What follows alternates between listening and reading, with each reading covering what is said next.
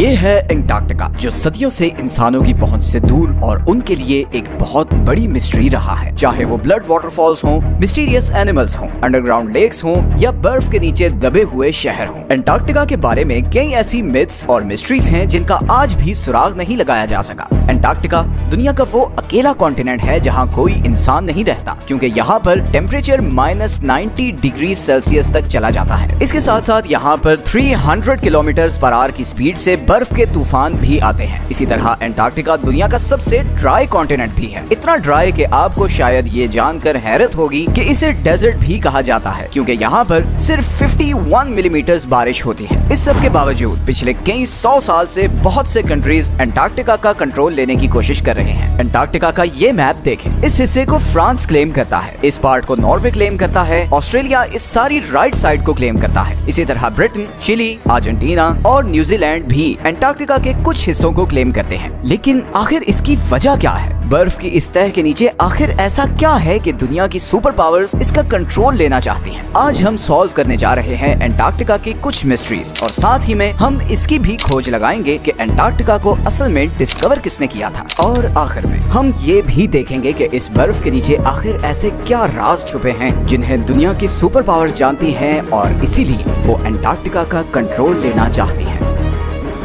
Antarctica کس نے discover کیا؟ Depends on who you are asking. Britishers کہتے ہیں کہ انٹارکٹیکا انہوں نے ڈسکور کیا تھا، جبکہ رشینز کہتے ہیں کہ سب سے پہلے انہوں نے یہاں قدم رکھا تھا. لیکن انٹارکٹیکا کا ذکر آج سے کئی ہزار سال پہلے گریک فلسفر ایرسٹوٹل نے کیا تھا، جب اس نے کہا کہ زمین گول ہے اور نارتھ اور ساؤتھ پول ایک دوسرے کے مرر امیجز ہیں. 2021 میں Royal society of New Zealand کی ایک اسٹڈی پبلش ہوئی جس میں یہ کہا گیا کہ ادھر آسٹریلیا کے پاس پولینیشین آئیلینڈز پر رہنے والے ماوری لوگ شاید پہلے انسان تھے جو 7ویں صدی میں انٹارکٹیکا پہنچے تھے، کیونکہ ان کی پرانی کہانیوں میں ایک ایسے برفیلے کانٹیننٹ کا ذکر ملتا ہے جو زمین کی سدرن سائڈ پر ہے. خیر، ریکارڈڈ ہسٹری میں برٹش آفیسر جیمز کک وہ پہلا یورپین تھا جو انٹارکٹک سرکل کراس کر کے ادھر انٹارکٹیکا کے پاس پہنچا. لیکن وہ ابھی انٹارکٹیکا سے 130 کلومیٹر دور ہی تھا کہ اس نے اپنی شپ واپس موڑ لی، کیونکہ اسے انٹارکٹیکا تو نظر نہیں آیا مگر پانی میں تیرتے ہوئے آئس برگز ضرور نظر آئے، اور سمندر کے تیور ایسے تھے کہ شپ کو آگے لے کر جانا بہت خطرناک تھا. اسی لیے جیمز کک نے کہا تھا کہ اس سدرن کانٹیننٹ تک پہنچنا اتنا خطرناک ہے کہ شاید ہی کبھی کوئی انسان یہاں تک آئے. کیپٹن کک کے بعد اور بھی بہت سے لوگوں نے انٹارکٹیکا ڈسکور کرنے کی کوشش کی مگر وہ کامیاب نہیں ہو سکے. پھر 19ویں صدی کے آتے ہی اکنامک ڈومیننس کے لیے کنٹریز کے بیچ ایک کمپٹیشن شروع ہو گیا. دنیا اب ایک نیو ورلڈ آرڈر کی طرف بڑھ رہی تھی. ریسورسز اور نئے ٹریڈ روٹس ڈسکور ہو رہے تھے، انڈسٹریز لگ رہی تھی. ہر کنٹری آنے والی نئی صدی میں سپر پاور بننا چاہتا تھا اور اسی لیے ایکسپلوریشنز عروج پر تھی. ایسے میں 1819 میں رشین امپائر نے رشین ایکسپلورر فیبین وان بیلنگزہاؤزن کو یہ ٹاسک دیا کہ وہ پوری دنیا کے گرد چکر لگائے اور نئی کنٹریز اور کانٹیننٹس ڈسکور کرے. 1820 میں فیبین نے کیپٹن کک کی پریڈکشن غلط ثابت کی اور یہاں سدرن اوشن میں پہنچ کر انٹارکٹیکا کو بہت قریب سے دیکھا. گو کہ اس نے انٹارکٹیکا پر قدم نہیں رکھا تھا مگر اسے ماڈرن ہسٹری کا وہ پہلا انسان کہا جاتا ہے جس نے انٹارکٹیکا کو دیکھا تھا. پھر 1900 سے 1920s کے بیچ بہت سے ایکسپلوررز نے انٹارکٹیکا کا رخ کیا. British explorer Robert falcon Scott 1911 میں اپنی ٹیم کے ساتھ انٹارکٹیکا پر اترا اور تقریباً 400 مائلز تک آگے گیا مگر پھر خراب موسم اور بھوک کی وجہ سے اسے واپس پلٹنا پڑا. لیکن واپسی کا یہ سفر بہت ہی بھیانک ثابت ہوا. اسکاٹ اور اس کی ٹیم سخت سردی اور برفانی طوفان میں پھنس گئے اور ان سب کی موت ہو گئی. پھر ورلڈ وار 1 کے بعد بہت سی کنٹریز نے یہاں اپنی ٹیمز بھیجی اور اس کانٹیننٹ کو کلیم کرنے کی کوشش کی. 1939 میں ہٹلر کے کہنے پر جرمن ایئر فورس نے یہاں نازی فلیگز بھی گرائے تاکہ اس ایریا کو نازی جرمنی کے کنٹرول میں دکھا سکے. ورلڈ وار 2 کے بعد بہت سی کنٹریز نے یہاں اپنے ریسرچ سٹیشن سیٹ اپ کیے اور یہیں سے پھر انٹارکٹیکا کے بارے میں مسٹیریس ڈسکوریز ہونا شروع ہوئی. سب سے پہلی اور بڑی مسٹیریس ڈسکوری یہ ہے کہ کسی زمانے میں انٹارکٹیکا پر برف نہیں بلکہ گھنے جنگل تھے. امپیریل کالج آف لنڈن کے سائنٹسٹس کے مطابق انہیں یہاں فوسلائزڈ ووڈ ملی جس سے پتہ چلتا ہے کہ قریباً 90 ملین ایئرز پہلے انٹارکٹیکا ایک گرم کانٹیننٹ تھا جہاں پر گھنے جنگل ہوتے تھے. اس کے علاوہ انہیں یہاں کچھ ایسے انسیکٹس کے فاسلز بھی ملے جو صرف گرم علاقوں میں ہوتے ہیں. انٹارکٹیکا کے بارے میں دوسری بڑی اور مسٹیریس ڈسکوری یہ تھی کہ اس 3 کلومیٹرز کی برف کے نیچے 400 لیکس ہیں جن کا اپنا ہی ایکو سسٹم ہے. وہاں پر ایسے سمندری جانور ہیں جو پوری دنیا میں کہیں نہیں ہوتے، جیسے یہ بڑے بڑے اسپائڈرز اور سی تھرو جیلی فش. ये बर्फ के नीचे एक अलग ही दुनिया है। इसी तरह एंटार्क्टिका पर एक और चीज जिसने बहुत से एक्सप्लोरर्स को बहुत सालों तक पजल किए रखा,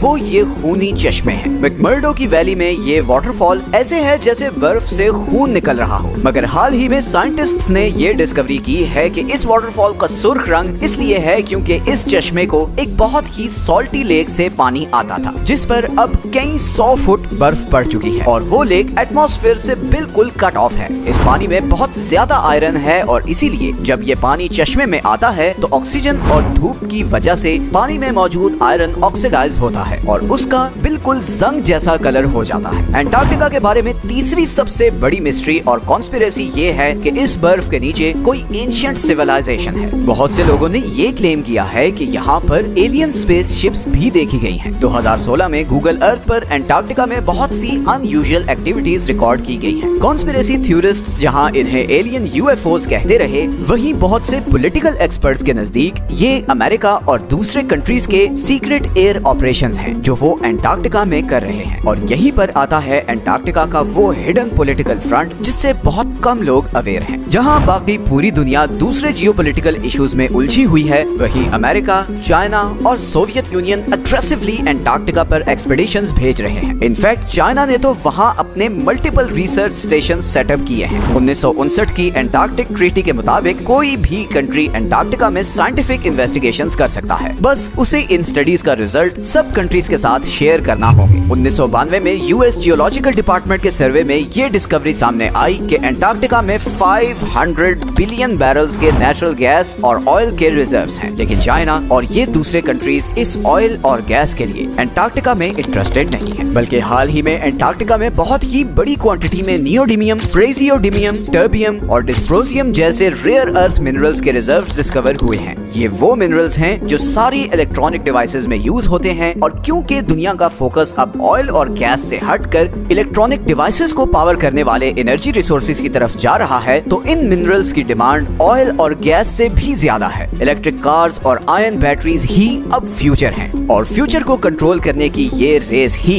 इन सुपर पावर्स को एंटार्क्टिका की बर्फ और तूफानों में ले आई है। एंटार्क्टिका की लास्ट मिस्टीरियस डिस्कवरी ये सदर्न ओशंस हैं। दुनिया के खतरनाक तरीन समुद्रों में सदर्न ओशन का नाम आता है। हमारी दुनिया का क्लाइमेट और वाटर सप्लाई ये सदर्न ओशन ही कंट्रोल करता है, क्योंकि ये अटलांटिक और पैसिफिक ओशन के साथ भी मिलता है। साइंटिस्ट्स के मुताबिक दुनिया का 15% carbon emission southern ocean absorb करता है और ग्लोबल वार्मिंग के साथ साथ इस ओशन की इंपॉर्टेंस बढ़ती जा रही है, क्योंकि यहाँ पर जमी हुई बर्फ पिघल रही है और बर्फ के पिघलने से बहुत से खजाने अब बाहर आ रहे हैं जिन समुद्रों में कभी इंसान जाने का सोच भी नहीं सकते थे। बहुत जल्द वो इम्पोर्टेंट ट्रेड रूट्स बनने वाले हैं। एंटार्क्टिका पर अब भी बहुत सी स्टडीज चल रही हैं और हु नोस कि आने वाले टाइम में और क्या मिस्टीरियस चीजें एंटार्क्टिका के बारे में डिस्कवर होंगी। ये हैं वो सारे सोर्सेज जहां से हमने इस वीडियो के लिए कंसल्ट किया है। अगर आपको इस तरह के टॉपिक्स पसंद हैं तो नीचे कमेंट्स में जरूर बताएं। मिलते हैं नेक्स्ट वीडियो में एक और इंटरेस्टिंग टॉपिक के साथ। अपना ख्याल रखें। अल्लाह हाफिज।